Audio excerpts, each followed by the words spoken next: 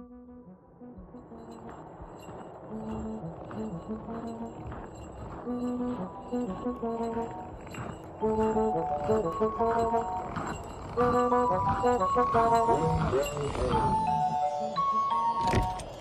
det några snälla barn här?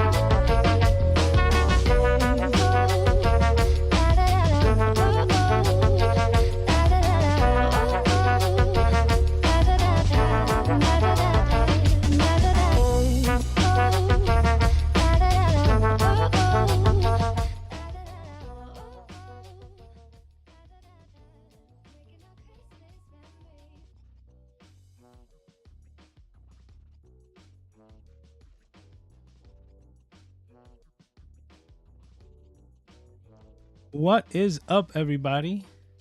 Happy holidays and welcome back to yet another live stream, episode 107. Yes, believe it or not, 107 consecutive weeks of the Camera Junkie live stream, and I thank you for taking the time and spending it here with me. If it is your first time here, my name's Lewis, also known as Mr. Camera Junkie, and please introduce yourself in the chat so that you can get the nice Camera Junkie welcome. And with that being said, let's check the chat to see who's here. Thanks for hanging out, guys. Everything was a little bit off to get started because when I went to go live, I was still on the Ecamm account and then had to switch my my browsers and the logins to actually get to my account. But enough of that. Let's see. Okay, we have Kevin right off the bat, and like always, we have to fix this right from the get. Okay, actually, you know what?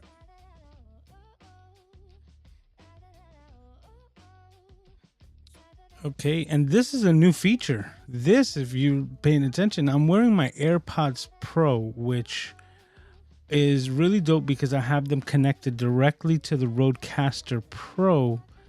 And what that's actually doing is that now with the latest beta firmware update, so to speak, the latest beta, the 1.0.8, allows you to control what you hear out of the headphones, just like I had control over the standard. So now, even though I'm hearing the music and let's say there's a guest or I'm on Discord or on a Zoom call, anything like that, I'm able to hear the information coming from the Rodecaster Pro minus my microphone. So it doesn't give me my own delayed reaction, causing me to fumble on my speech in the middle of talking because I'm hearing myself come back as like a slapback or latency. So this has been the latest update to it, and it's been awesome because now I'm actually wireless when it comes to being connected and even on the live stream. So now anything were to happen, I'm still in tune with what's going on, but not really physically hooked up. Excited about that. Okay, let's see if we fix this. Okay, that looks better. Let's shorten it a bit so we can increase the size a tad bit more. There we go. That's nice and centered. We'll lock that up. And Kevin is saying hello to all. Sly is in the house as well, saying hi to Kevin. I'm on time for a change. That's a pleasure to have you here. Hi and hi to Kevin. Hi to Sly and hi to Kevin, says John. And Kevin says, me too for a chance this week. Last couple of weeks have been crazy. I could just imagine with all of the, holiday shopping and, get-togethers, parties, just everything that could be going on, I could imagine. So, like I said, I always appreciate you guys hanging out, but it's really nice to have you here on, at the beginning of the broadcast. Sean is also here saying hello to everyone. Everyone's saying hi to everyone. Oh, well, Sly is saying hi. That's a mouthful. Do you have a nickname? Well, he has a real name, and his name is Sean. Excuse me. So, yep. Oh, yeah, and he says it right there. Sean is my actual name, which is also made up, just so that everyone's aware. All right. And everybody's just getting to know each other. Super cool. Okay. Says hi, Lewis. Cool intro. Thank you. Saying happy holidays. Thank you very much. Tom Buck is waving in. Okay, so everybody's just saying what's up to each other. Cool. Well, like everything, today I'm going to be recording my 7th installation of the podcast, trying to get things going for the new year, and it's still in plan for that, but there could be some surprises, right? Some added things that I didn't think were going to happen just yet, but could be coming to fruition. So before I put, the cart before the horse, I'm just gonna leave that there, but things are definitely working in the background as I continue to build on this and put it together so that I can get things rolling come January. All right. And with that, I'm just going to be recording my thoughts in form of the podcast. If you guys have any questions during my soliloquy, feel free to put a Q : in front of any questions that you might have. And as soon as I'm done, I'll be going over those. And here we go. Hopefully, Aiden, I don't know. I hear it so loud, and I keep telling you guys, I hear it so loud, and somehow this magic plugin of crisp audio does some type of magic to remove him mostly. But all right, with that being said, let's get into it. I'm going to get into the podcast, and today I'm going to be talking about the future of the future cameras and their features, right? And what we're expecting out of that. So these are my speculations and thoughts. So let's get into it. Let's just roll into it. Okay, I'm gonna have to. Let's see how this works out, because I've actively put him in what's it called? Noise reduction mode on the AirPods to see if maybe he could distract me just a little bit less. See if we can put that to some good use. Okay, I got my notes here. All right, it's looking good.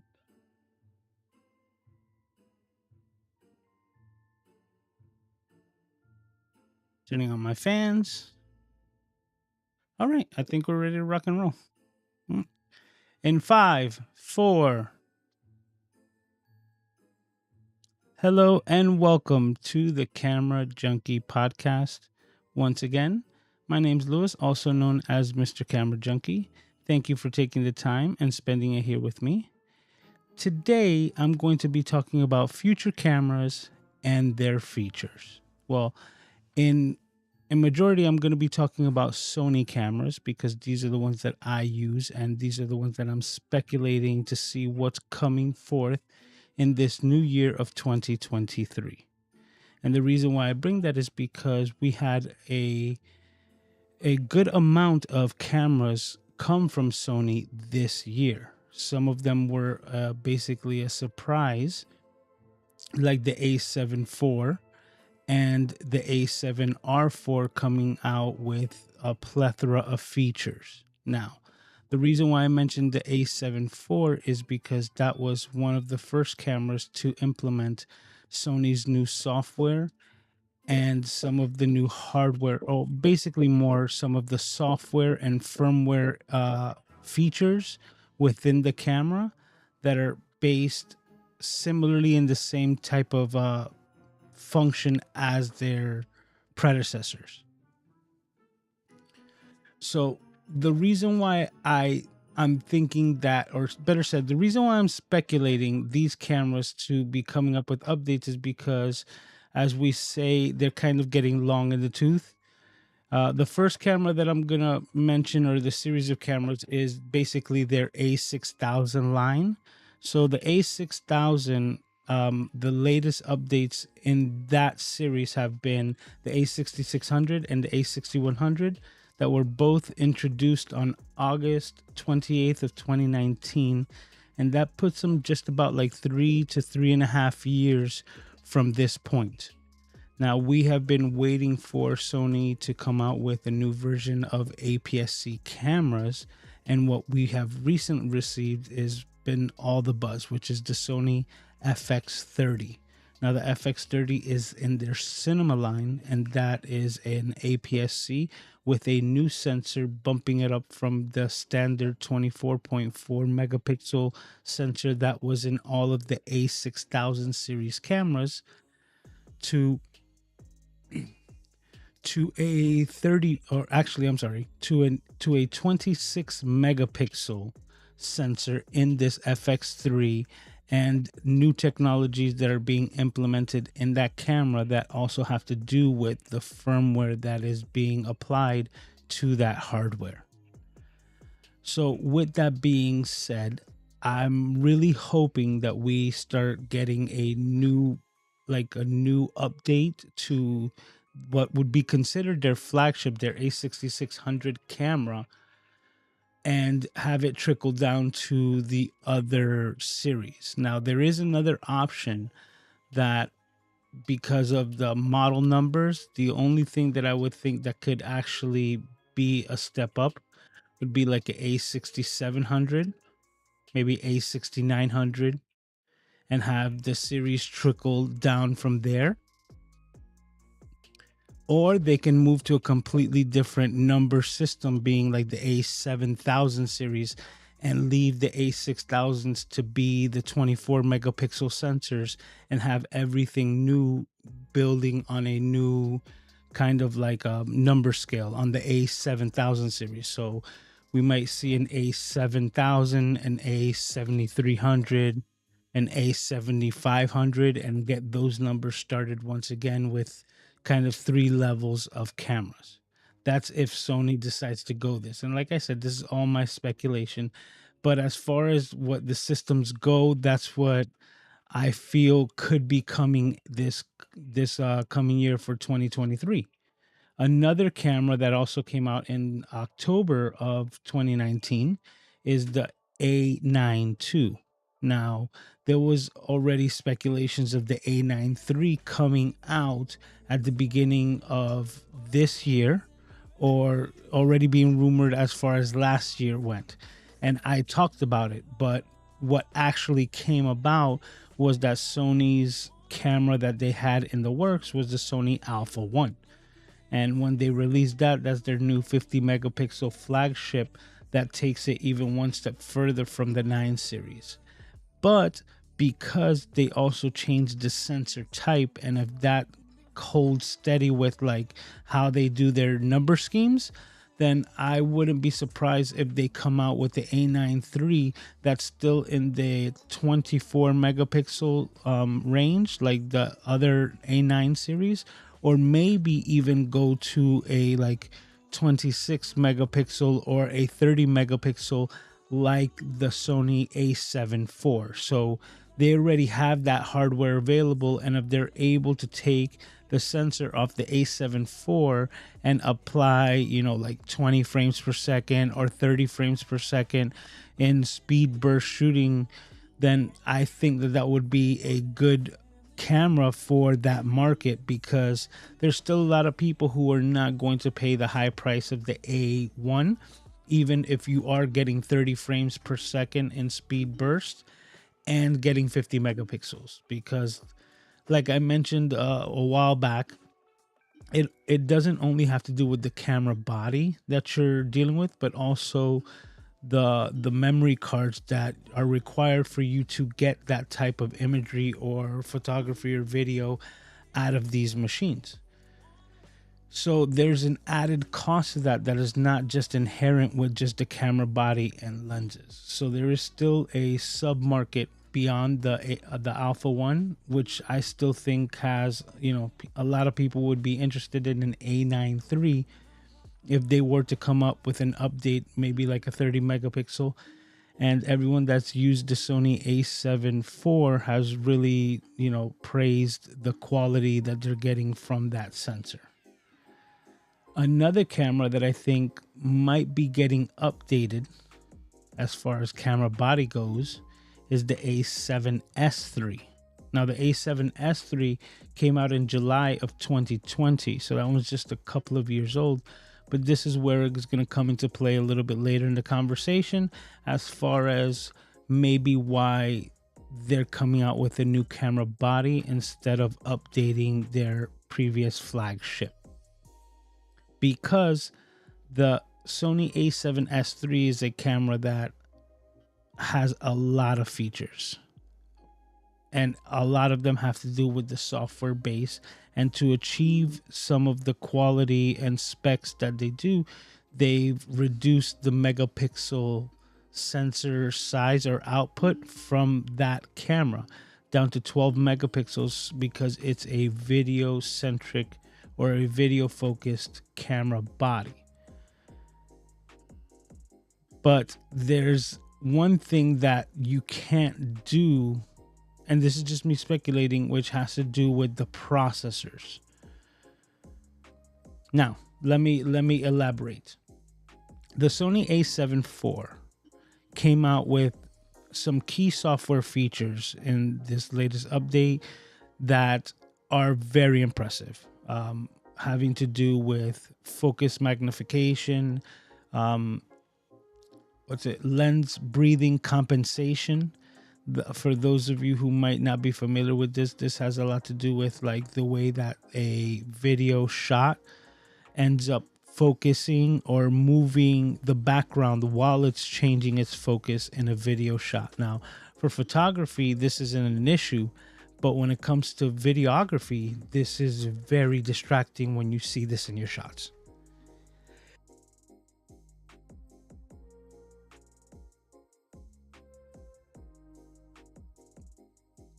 So, because of aspherical lenses and the way that they're built, this is something that's very inherent, trying to use non-cinema lenses or lenses that are not designed to be parfocal throughout their entire range to actually cause what we call focus breathing.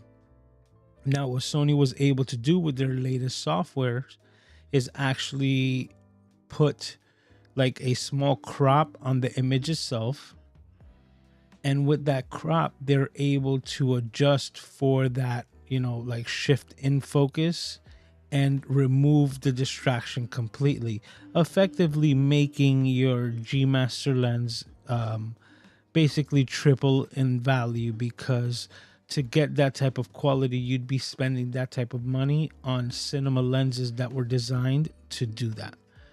So this is something that is super functional. It is like one of the best features that has come out as far as software goes from Sony in a long time, and it's implemented in kind of their entry level camera and not their flagship. And there's been a lot of people who have been waiting for Sony to release these updates on their previously released flagship cameras, and that's me talking about the A1 and the A7S III, which are their most expensive cameras to date. And I find it very interesting that Sony hasn't come out with an update for those cameras, giving them those features. And the people that have been clamoring for it, might not like what I have to say right now, because I don't think that those cameras have the capability. And even though they're extremely powerful, I feel that they were built on a completely different platform, which is something that I've spoke about before, which is basically like the computer side of it. And Apple has come out with their new M1 computers as of late. And these new M1 machines have a completely different processor. They're able to run the same types of programs on the computer, but the infrastructure on the way that they're able to run these programs are completely different. So the programming language that was used for the programs prior had to evolve completely for the new M1 infrastructure. And I think that's kind of what we're dealing with these Sony cameras. Even though the Sony A1 and the A7S III are amazing flagship cameras, and the Sony FX3, for example, to throw that in there as well, because that's the full frame cinema camera, I think they were built kind of like on the older Intel infrastructure, right? And these new features that have come out with new processors, these new Exmor processors, I believe they're called. And with that, they have the ability to, or the capacity to provide these new features, like the focus or the, give me 1 second, hold on. Lens breathing compensation. Man, I totally was running a blank on it. So I think that the processors themselves is what has the ability to do that, because it's not as simple as just applying a software update when the entire language is completely different. And that's why even if they were to write the language for these different cameras, I don't think the processors themselves will be able to handle it without basically just turning into a ball of fire and overheating and causing a bunch of problems, which Sony has been known to not have, especially at this point of their game. So the new cameras that have been coming out, and I'm even including the Sony ZV-1F, and actually all the way to like my A6100, like we've been dealing with processors that have been doing better and better with the battery life, which is another thing that I think has to do with, you know, why they haven't been adding these features. That battery life is such an important function to the cameras that instead of adding another firmware feature that will throw kind of like a wrench in the entire system, probably start draining the battery a lot faster and causing overheating issues, because we're trying to add one more thing to the firmware that the camera itself wasn't designed for, is why I believe there might be an A7S4 just over the horizon coming in this year.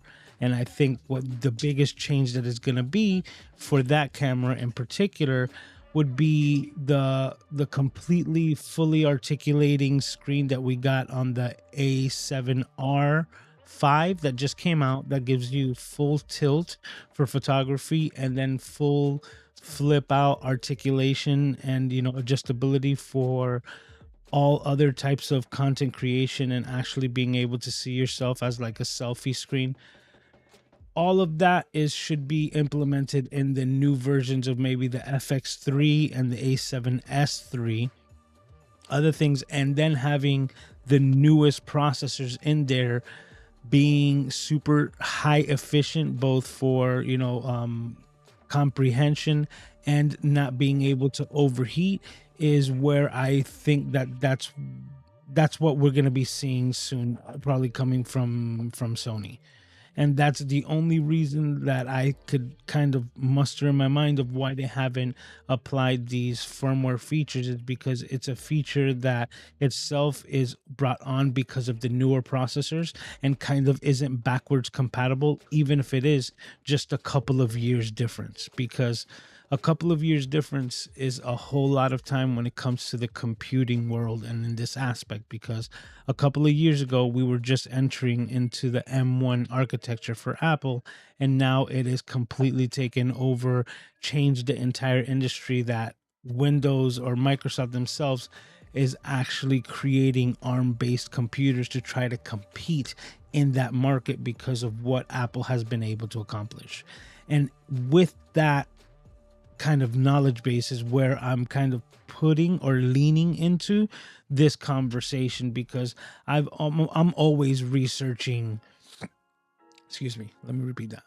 I'm always researching Sony's like behind the scenes. Like, I knew about this 26 megapixel sensor that's stacked and giving high refresh readouts, and new cameras that are coming out with micro four thirds, because Sony has been providing the sensors for all of these cameras, and I've mentioned it here plenty of time. I read an article this week that it was actually confirmed that Sony has been the one providing Apple their sensors for their iPhone cameras since the iPhone 6.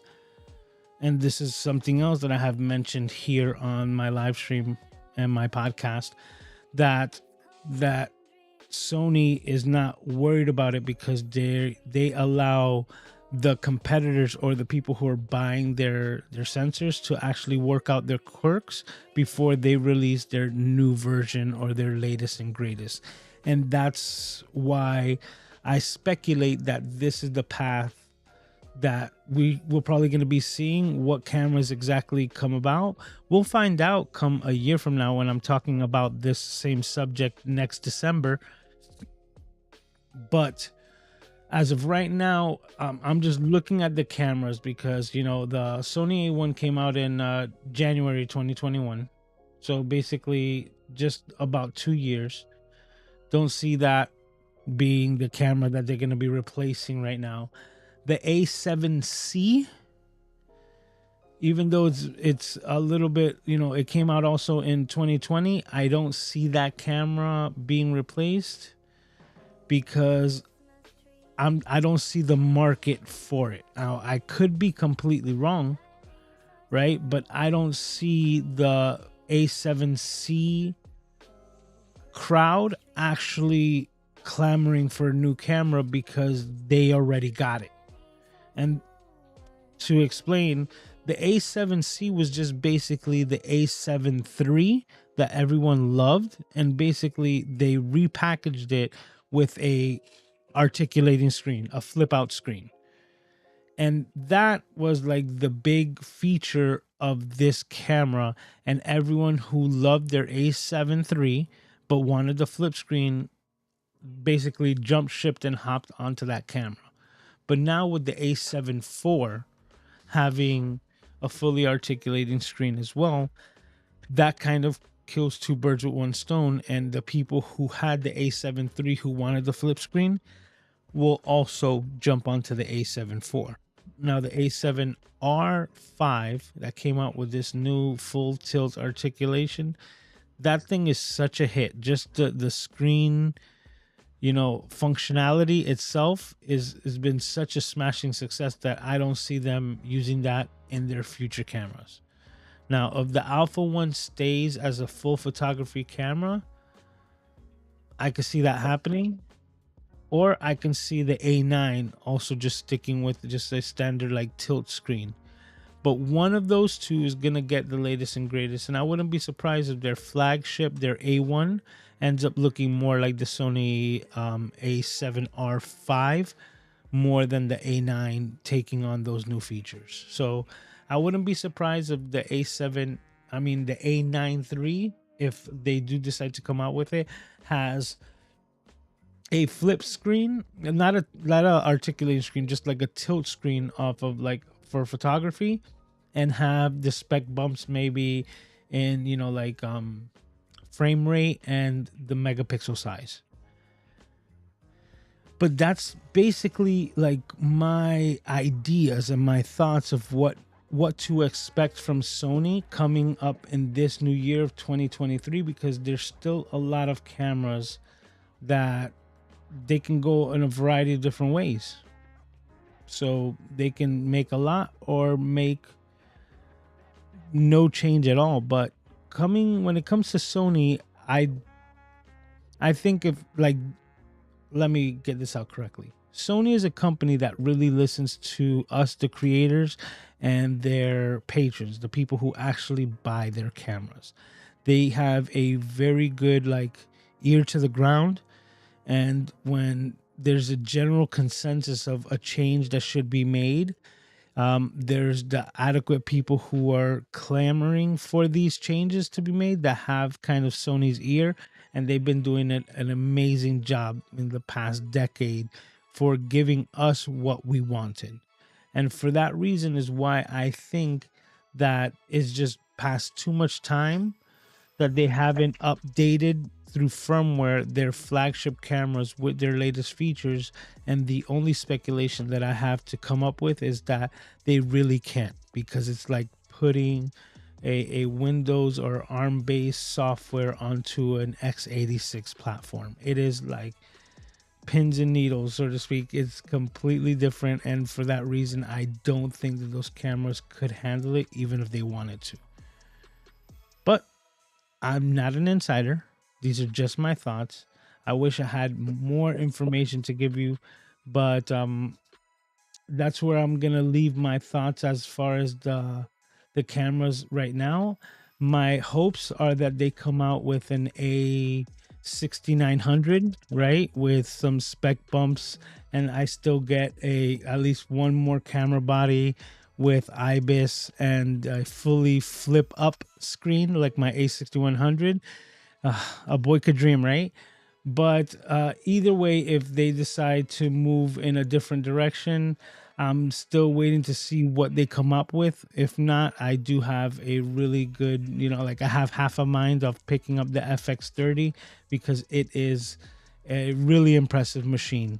That one also has the new software, firmware, lens compensation, like all the bells and whistles is in that camera, and it's really got my eye. But thank you. Right now I'm going to get into C.I.T.Y.S.G.A.W.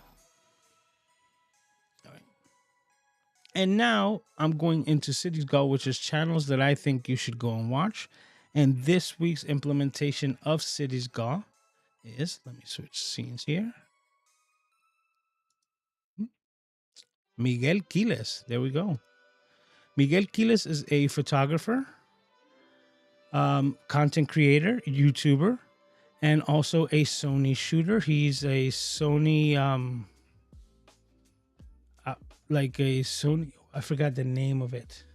I'm thinking Canon Ambassador of Light, but he's basically one of Sony's representatives. So if you go on the Sony channel, you will see content created from him. But this is also his own channel where he gives you a bunch of tips, tricks, lighting effects, and editing tutorials. He's an amazing photographer. He's got a very interesting story. Well, it's a very interesting story to me because he is currently within the Orlando area. So I know eventually I'm going to end up meeting up with this man. It's just a matter of time. When I was starting on my YouTube journey, he was in New Jersey, and it was someone that I was always saying, like, man, like it would be cool to, sit down and pick this man's brain for, just to have a conversation. And it always felt like completely far away, him being in New Jersey and me being in Miami. And then the year that I decided to start my content creation on the YouTube platform, he comes out with a video that he's moving from New Jersey to Orlando and just basically 3 hours away. And it was just kind of like this weird sensation that I got, that I was like, man, things are really moving, and things that I felt like were really far away or unachievable suddenly are starting to get a lot closer and become a lot more attainable. And he didn't really do anything except just continue his journey and just happened to move back into the state where I reside. But it was just something for me that kind of just gave me a little bit more motivation, or just a little bit more push to continue doing in what I was already doing. But if you haven't checked him out already, I highly recommend you check out his tutorials, his channel, Miguel Quiles, and he's this week's C.I.T.Y.S.G.A.W. channels that I think you should go and watch.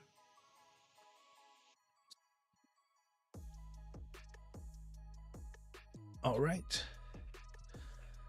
And with that being said, that will conclude this episode of the Camera Junkie Podcast. Thank you for listening in, and I will see you next time.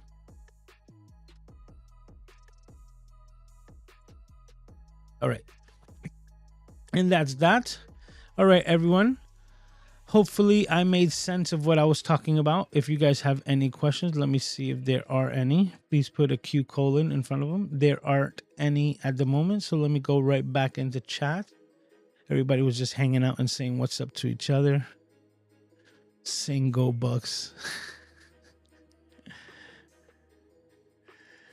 Tom is saying, honestly, I just want firmware updates.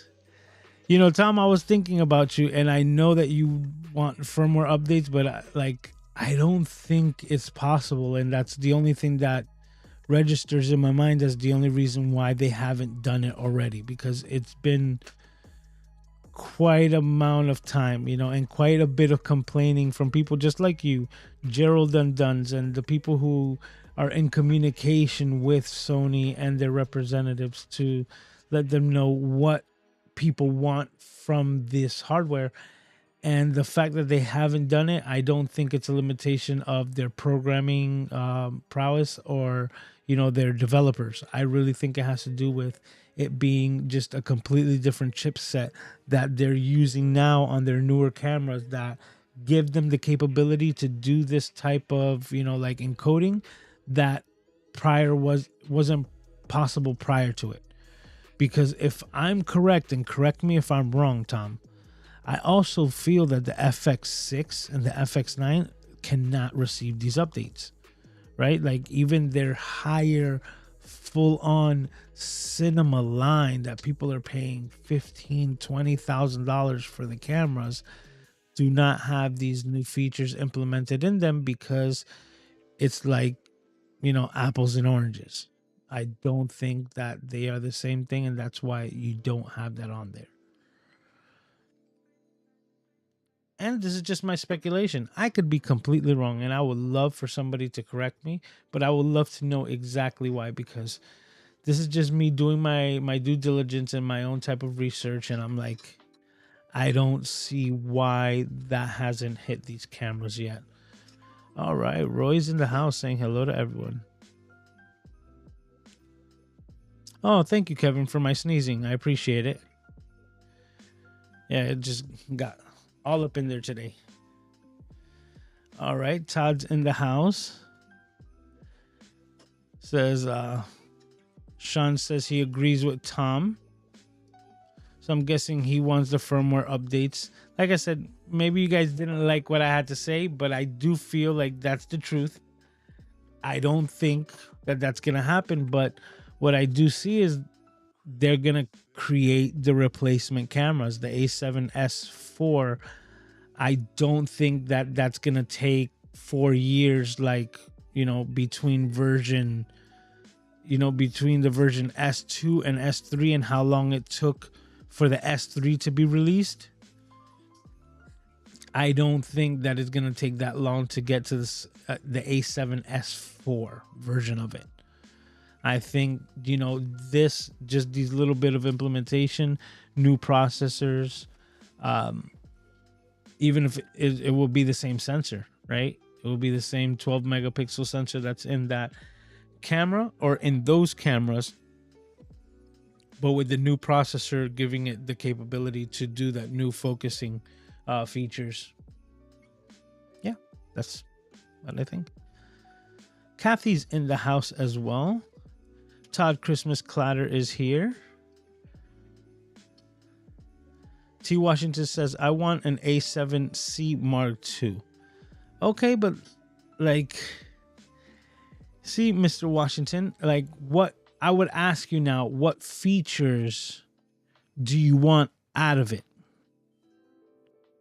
Like, because the only thing that I can see that would merit an A7C Mark II is to get the same types of features that I'm talking about, like this new um lens breathing compensation, the new focusing modes, right? With the color aspects of letting you know what's in focus, what's out of focus.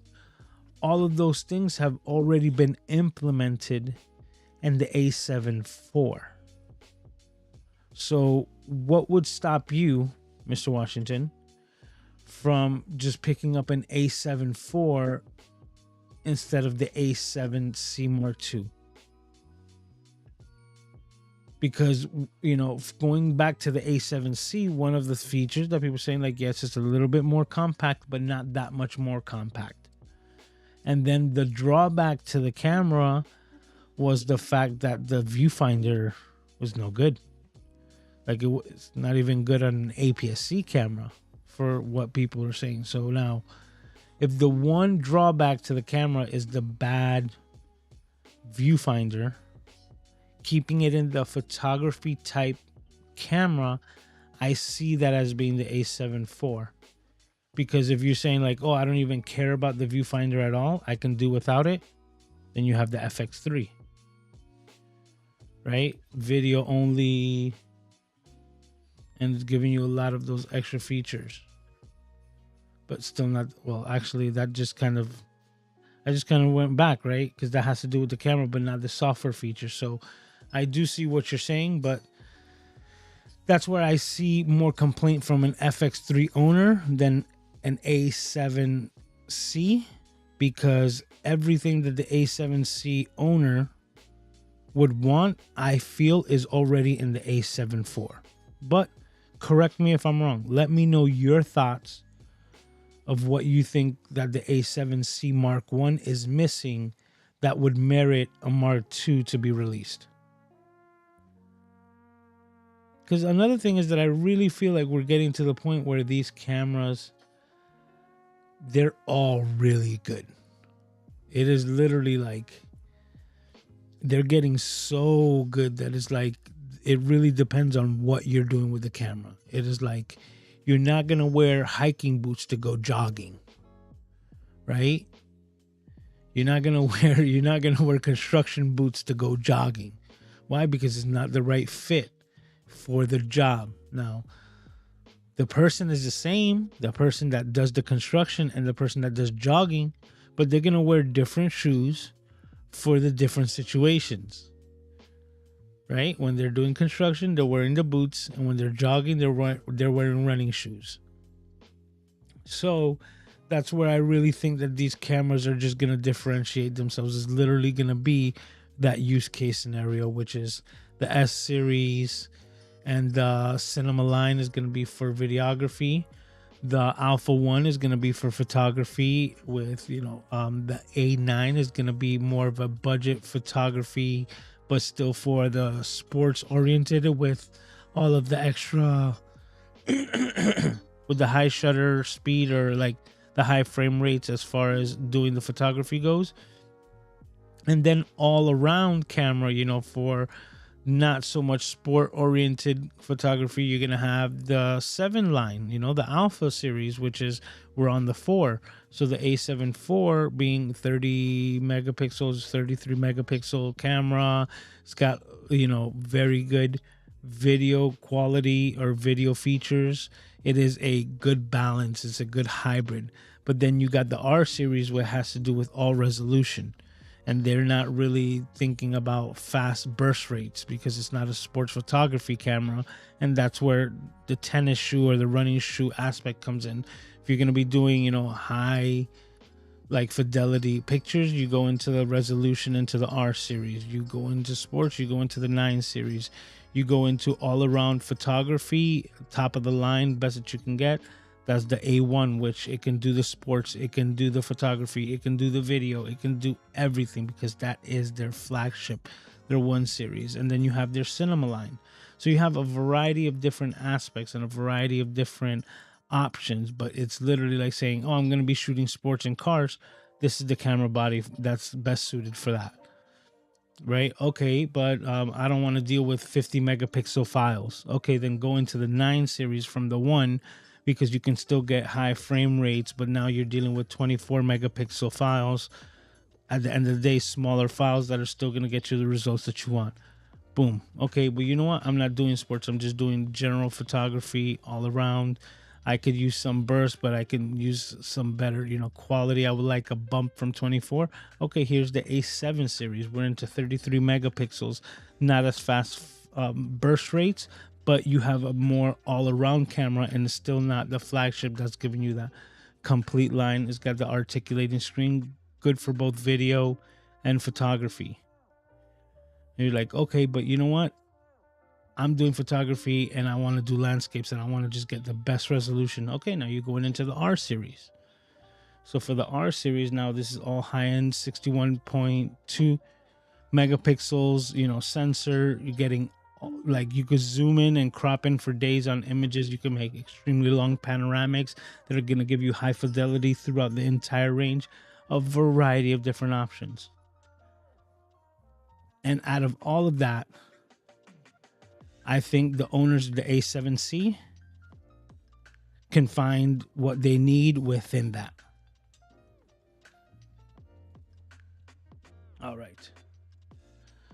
Sean says, I know what you mean, Lewis, about hardware limitations. When I got my A7S3, my 16 MacBook Pro couldn't even play anything, even with proxies. You see, and that has another thing, because we're dealing with that. But now you can take the M1 Mac Mini and deal with that footage without a problem, because that processor has built-in cores that have been dedicated specifically to the codec that you're using on that camera. And that has everything to implement. So I don't think it's something as easy as like put the firmware on my camera, because if it were, I think they would have done it already. That's why I'm even having this conversation. I really think it has to do with these cameras, that processor, just it's missing one thing, right? Like a specific core, like, for instance, in hypothetical, like the Apple computers, like it's missing that one dedicated core that's allowing all these extra features that just wasn't built in. Because even though the camera, right, and let me check it up, was released in 2020, the A7S3 was released in 2020, the technology that was released then wasn't made that year. The technology and the chipsets and everything was worked on prior to that. So now we have a couple of years down the line that they've done even more.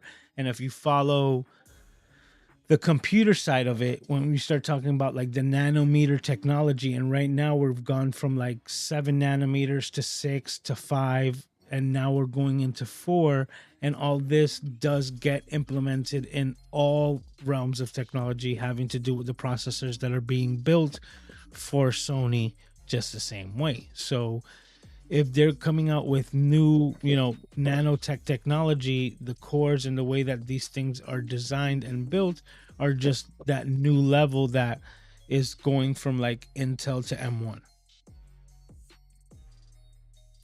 Kathy has a question. Says not quite a camera question, but more streaming tech. My RCP2 keeps failing on firmware updates. Hints as to what I'm doing wrong. Kathy, let me know. Are you Wi-Fi on the Rodecaster Pro, or are you plugged in via Ethernet? Because if you are Wi-Fi, I would tell you to just temporarily plug in the cable to the Ethernet if you have the capability, and try to run the updates from a hard line instead of the Wi-Fi. Because that could just be, but let me know if that'll help you out, if you've done anything like that. And if not, I'll be happy to help.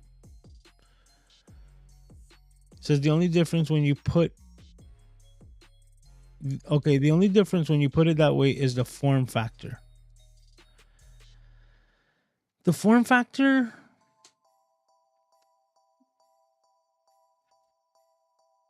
well, yeah, but then that's what I was saying. Like, the form factor from the A7C is a bit smaller than the FX3, right? Because that's what I would think right off the bat. And I could be wrong. That's what I'm saying. I do think the FX3 is a little bit bulkier. But if you're looking for the small compact camera, more video centric, and you're not worried about the viewfinder because it basically wasn't good on the A7C, then the FX3, or better said, right, hypothetically, the FX3 Mark II coming out with all the new features and everything will totally be the camera for the A7C enthusiast. The only other thing that would be the difference in the A7C versus an FX3 is the price. Hands down, has to do with just the price. Like, you're talking about a camera, the A7C, that started at $1,800 and sometimes even went lower than that with sales, comparative to the FX3, which I believe is closer to $3,000 or above that. So not only the form factor, it has to do with the price. But I'll tell you one thing, man. I've heard people say that they prefer the IBIS over the variable NDs. I think that post stabilization has gotten so good that even if you're using a camera that has no stabilization, you still be able to get a pretty decent handheld shot. But exposure has a lot more to do with it than anything else. So I would prefer a full like VND, a full variable ND filter within the camera itself, so that any shot that I take, I have the ability to expose correctly without losing, like, shutter speed or shutter angle, because you're able to correct exposure the right way without having, without losing the shot. What's up, D? Says door kicked in. See you, my brother. How you doing, sir? He also has a question. He says, do you think the RCP2 is too big? I want to buy one and the VESA mount in my live stream, but I think it's big AF. Do you think Rode will make one with less inputs? I don't think so. I don't think they'll make another one that's smaller, like a Rodecaster Pro, like 1.2, right? Or 2.2, right? Or 2 point mini. I don't think that they will make that. It just depends on if this system is right for you. Something that's a lot smaller that I've used and I know works well and has plenty of amps, so to speak, or preamps to push like an A7 or an SM7B microphone like I'm using right now, is this little guy right here. The Zoom PodTrack P4. And as you can see, very small. It still has 4 XLR inputs. But just so that you understand, when you're using it as an interface, you basically have access to 3. The 4th one basically comes your port in, which you would, I'm not sure if we can show that. Let me see if we could. Yeah, there we go. You see this last one here? It's got the USB setting. You click that there, right? From there all the way to the USB setting. And what that does is that is the control from all the sound coming in from your computer. So once you connect it to the USB-C here and you recognize it as an interface, whenever you have your audio that's being pumped out of the computer, you can have it come directly there. You're able to control it with that knob, so that you can hear it coming in through here, even though that's what's being broadcast to everyone. So it gives you that option. So then you still have the option for 3 extra XLRs. And this does have up to like 75 or 76 decibels of gain, built right into it. They're not that expensive, right? I think it's under $200, and they're tiny. They're minuscule, and that's the biggest feature of it. It does have some touch pads on it here where you can program sound effects, right? Don't recommend them, just from experience. It can be used, but I would say use it more for like an intro if it's something completely set out, or a complete song, because the one thing that you don't have the feature to do is like turn it off. So once you click the button, it's gonna play for its entirety, and if you click it in the middle of it to try to stop it, it's only gonna restart it and then until its entirety. So what I've learned to do is basically like click the button, and if it's something I don't want, I then shut down the audio to it. But then 9 times out of 10, I forget to turn it back up to hit the next button. So I've just not used that completely. I control like, sound effects from another input, which I'd rather put in here, which then gives me, granular control with the settings here. But the Zoom PodTrack P4 could be something that you look into. It has a lot of the capabilities of like the Rodecaster Pro, not in depth, right? Like the fact that you can't connect, Bluetooth headphones and tell it what you want it to pick up and not pick up and so on and so forth. It is not that device, but it is so much less expensive and definitely has the profile size where it's not going to take up a lot of space in your area compared to the Rodecaster Pro. Actually, you know what? I have a shot here.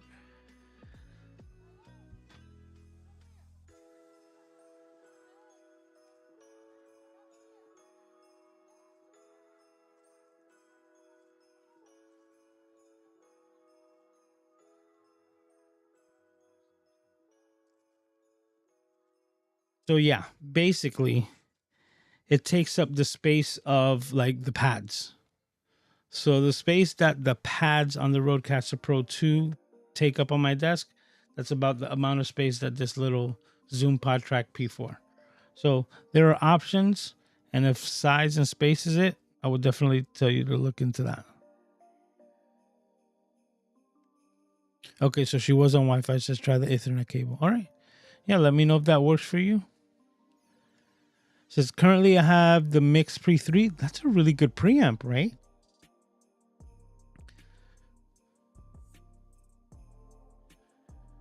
Okay, so you would like some sound pads without taking up buttons on the Stream Deck. That's a good one. Because when it came to that, sound pads, I believe you've seen my live stream before when I was using my iPad. You know what? I think I have it around here. This is my 3rd generation. I mean, 3rd generation, like this is old. But this iPad takes a licking and keeps on ticking, right? Look at how old the screen is, right? Like the background on this iPad. Okay, and on this iPad, what I did was I bought this one. Let's stop all this stuff. I bought this one application called Hundreds of Buttons and Sounds. And this basically was my soundboard for a long time. So what I was able to do with either the Rodecaster or anything like that is apply something like this on my desk, connect it via 3.5 millimeter jack to the inlet, and then control it so that whenever I wanted to hear something, it would be like.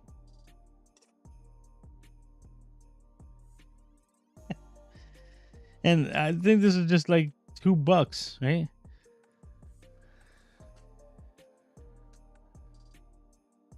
Yeah, and anything will come through, like the Schwarzenegger. So that could be an option as well, as far as sound pads, and it's completely separate from your Stream Deck so that you don't take up any more buttons. Kevin says the biggest reason I went with the RCP1 was the amount of other devices it eliminated the need to use and have on the desk. That is very true. He says, look at the effing bezels. Boy, we came far. I know, right? Because that's what everybody's talking about. Like, oh, it has a chin. Oh, it's got, what is it? The notch. It's got this. I'm like, do you remember? Like, this is so old school, bro. This is the plastic button. This doesn't even have a fingerprint sensor here. Like, so there's no unlock the iPad or anything. No fingerprint sensor whatsoever. Glass, button, and iPad. That is it. But the whole thing is, look, for those of, For those of the people who speculate, this iPad is old AF, and what can I say? It's still working. And it's not like it's slow, right? It's slow comparative to what we have today, but technically it is just as fast as it was the day that I bought it.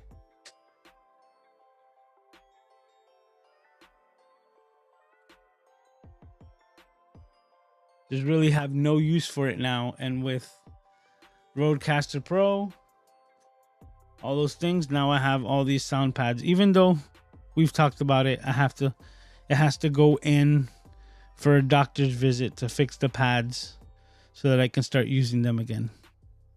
But that's a soliloquy for another day.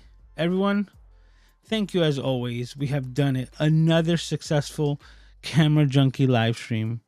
I'm going to see what ends up happening for this next week. It is Christmas Eve next Saturday, I believe, right? And as a Puerto Rican, we celebrate Christmas on Christmas Eve. That's the way that we do it. So we gather and we celebrate, and come midnight is like Christmas Day, and we start, and that's when we do everything. Christmas Day, like daytime of Christmas Day, ends up just being kind of like a day for relaxing, spending with family, leftovers, so on and so forth. And that will be actual Sunday, next Sunday. So I am not missing the live stream. And that's why I mention all of it. With it, if you guys are able and willing and have nothing to do or have something to do but still want to be part of it, please be sure to, check in, because next Saturday, 11 o'clock p.m., I will be going live. I don't think I'm going to be doing and just prefacing this, I don't think I'm going to be doing a podcast recording or anything like that. It's going to be just kind of like a celebration Christmas stream.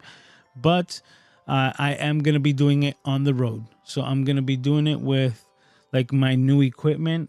I got this little guy right here, the Sony ZV-1F. One cable to my MacBook is going to get me a decent enough image.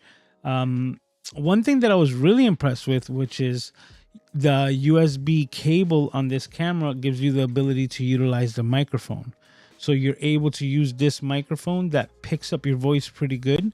And then I think with crisp audio also applied to it, it's going to sound okay. So I'm going to test it, but you'll find out next week to see if this is basically the only piece of gear that I end up bringing besides my laptop, which will be very interesting to see what that sounds like. Looks like, I already know it's going to look very good, but what it sounds like, we'll see. Because if it sounds like garbage, you're going to see me with a microphone there as well, at the end of the day. But I'm going to test it out this week to see, and it might be adequate enough. And if it is, then this is going to be like my Christmas documentation camera and also my live stream connection to the Camera Junkie live stream. So next week is going to be, I'm just calling it right now, it's going to be like the Christmas Eve stream. No C.I.T.Y.S.G.A.W and no podcast recording. So it's just going to be like a hangout, thoughts, and we'll see what we do from there. So everyone, thank you for hanging out with me. As always, it's always highly appreciated. This is the best part of my week. And then I'm going to be giving further updates on what's happening with the podcast recordings and what steps I'm taking from there. I'm really excited for the things that are to come. If you don't know, well, I'm letting you know right now, and now you know. 2023 is going to be such an amazing year. It is going to be so dope. And I just have not this feeling, but this knowing, right? This knowing that all the things that I've been working on and putting together are really going to start to kick in and like bloom and come into fruition come 2023. I am like ecstatic. I'm almost like giddy even, because I can't wait for all of these things to start popping off. And all of it has to do with just something that I've done. Oh, and you know what? Perfect. Because it's something that I did that I wrote today, but it's also something else that I wanted to mention to the Camera Junkie crew, which is I've opened up a shop So now, for those of you who've been here, know that I'm dealing with Press and Sew when it comes to my. But speaking in all sincerity, Press and Sew has also become very busy, right, with their own business. That even though I'm going to be working with them in the future, I think that I have, like, for me to get the concepts, the creations that I want as far as merch, I had to go into the spread shop just so it'll be easier for me to implement with my YouTube channel, and also get more of my ideas, more of my creative ideas directly out to market for anyone who's interested in getting this. So, you know what? I'm going to pull it up. Check this out here. Let's see if I can move this.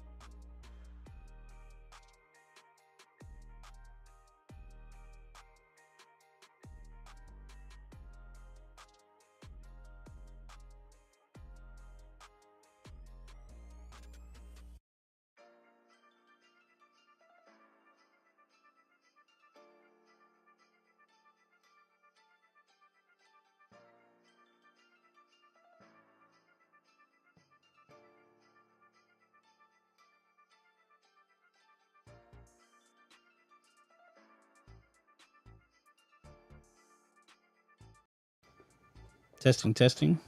Okay. This is the Rodecaster Pro 2, and I know you guys can hear me right now, but it looked like Crisp just took a quick little dump here. Let me see if we can get that back going. Testing. Okay, yeah, we're back. That's it. I turned off, so just to let you know, Crisp, I guess, got disconnected. My audio plugin, and I switched it to Rodecaster Pro, put it back, and everything kicked back on. So thank you for the information. I put the link there, right? That's for the spread shop shirt and everything like that. So I do have those things available. Let me see if I could bring that up again.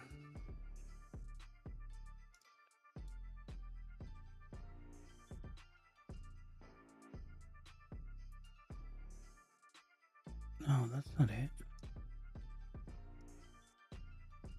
I'm trying to get the link.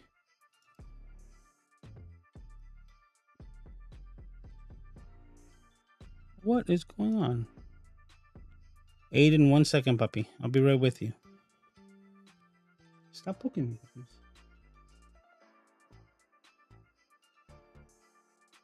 Butterfly. Okay. Aiden's playing games with me. Okay. I don't think that should be it.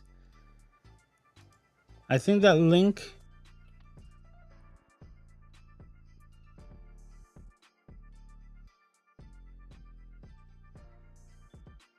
I think I'm on the back end right now. Let me see.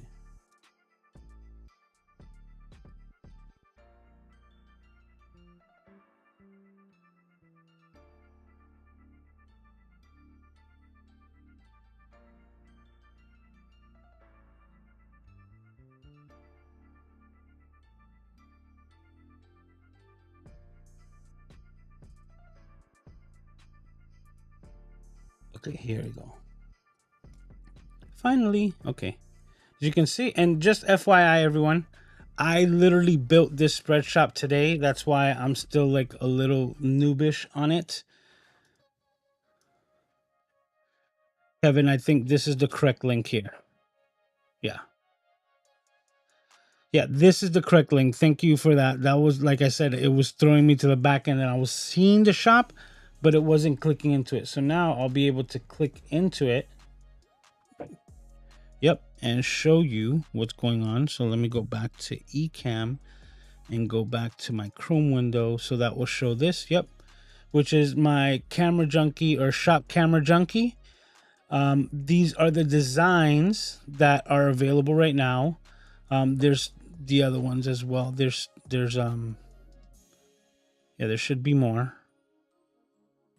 It says show more here. Let's see. Yes, we have the upgrade your skills. We have the XML Live for those. And then this one here, which is the Camera Junkie Crew. And that has an inlet pattern which says a lot of things. So this is a design that I worked on a while. As you can see through Spreadshop or Spreadshirt, we have the ability to put a lot of different, like designs. And when you select the design, you have a variety of different colors. So basically it's all up to you now as far as what you would want from it, and I'm able to just straight up put my designs on there and like have them live and available on a print on demand type of scene. So that now if if you're interested, and because I'm mentioning this because I just started the shop today, and for the next 14 days, if you see it right here, you can just hit redeem on this code here and you get an extra 15% off because it's a new store. And within this time, I'm going to be putting up like the majority of my designs, and those being the Camera Junkie Crew, the one that's traditional, which is the upgrade your skills. A new mug is available. I have to check it out. This one's less expensive. I don't think it's going to be the same in size, but still, if you want a coffee mug, that this is also available. And this is something that I came up with today, which is a new design, and which is why I wanted to mention it and talk about it right now, which is the Nothing's Perfect, right? And it's just basically something to help you motivate and create more. So because nothing is perfect, I misspelt perfect, right? So I put nothing's perfect and then the perfection myth. And what I wrote was the perfection myth is the belief that perfection is attainable or necessary in order to be successful, happy, or respected. It is important to recognize that perfection is an unattainable goal and to focus on personal growth and self-improvement rather than trying to achieve perfection. And that's my Nothing's Perfect shirt. So that's, things that I wanted to put together just to give you a little bit insight of what I'm thinking as far as being creative. But this is something that's available now. And if you shop within the next 15 days, or the next 14 days, you're able to get 15% off anything else on top of that. So I'm glad that reminded me, because that comment that you said, Kevin, basically reminded me of this that I put together today, the Nothing's Perfect, because nothing is perfect. We do our best and we do pretty good at it, but perfection is a myth. And this is kind of like my thoughts on it as well. So I would love to hear what you guys think about my latest creations.